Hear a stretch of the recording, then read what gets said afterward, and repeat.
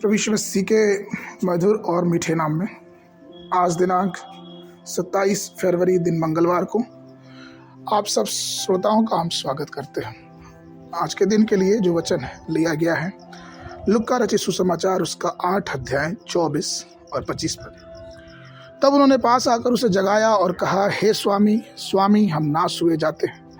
तब उसने उठकर आंधी को और पानी की लहरों को डांटा और वे थम गए और चैन हो गया। और उसने उनसे कहा, तुम्हारा विश्वास कहाँ था?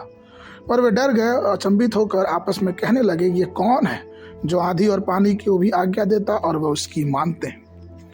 प्रियों, डर को भगाने का एक प्रभावी तरीका है और वह यह है कि विश्वास एक अलौकिक सामर्थ्य है जो हमारे प्रभु यीशु मसीह के द्वारा हमें मिलता है। परमेश्वर ने विश्वास के द्वारा विश्वास के वचनों से पूरी पृथ्वी की रचना की। पूरी पृथ्वी का आधार जो है वह एक विश्वास के आधार पर बना है। मरकुस 9:23 में यीशु मसीह ने कहा, यदि तू कर सकता है यह क्या बात होती। विश्वास करने वालों के लिए सब कुछ हो सकता है। यूहन्ना 11:40 में यीशु ने कहा, यदि तुम विश्वास करोगे तो तुम परमेश्वर की महिमा देखोगे। एक बार यीशु मसीह ने अपने शिष्यों से कहा कि चलो झील के उस पार चले। लूका 8 और उसके 20 पद से आगे हम पढ़ते हैं। और उस झील में जब वो चलने लगे, अचानक तूफान आया, लहरें उठने लगी और वो चेले डर गए कि हम नाश हो जाएंगे। और वो डर के मारे यीशु मसीह को जगाया और यीशु मसीह ने लूका 8:25 में कहा, जब वो जगे तो उन्होंने कहा कि परंतु उसने उससे कहा, तुम्हारा विश्वास कहाँ है?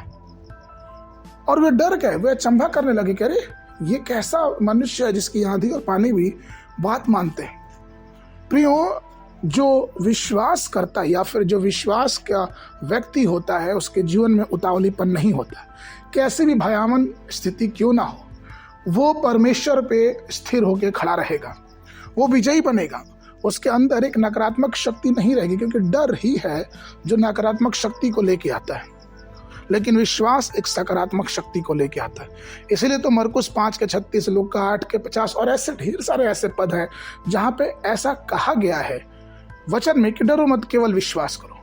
प्रियो, अगर हम विश्वास में मजबूत होते हैं और विश्वास में और आगे बढ़ते हैं तो नकारात्मक बातें या फिर शैतान की हर एक वो बातें जो हमें डराती हैं, भविष्य की बातें, जॉब की बातें, नौकरी की बातें, घर की बातें, परिवार की बातें, हर एक वो बातें जो हमारे जीवनों में डर को लेके आती हैं, वो हमारे जीवनों से दूर होंगी।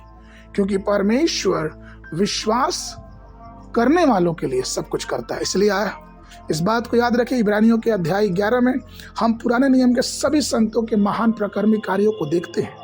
वो इसलिए हुआ क्योंकि उन्होंने परमेश्वर पे और परमेश्वर के वादों पे विश्वास किया।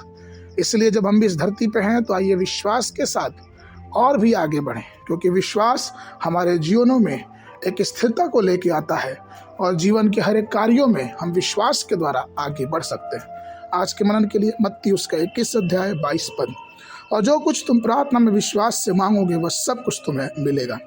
बाइबल अध्ययन के लिए सुबह के समय गिनती की पुस्तक उसका 15-16 अध्याय, संध्या समय मरकुस रचित सुसमाचार 6 अध्याय 1 पद से लेके 29 पद तक। परमेश्वर आप सबको आशीष देवे।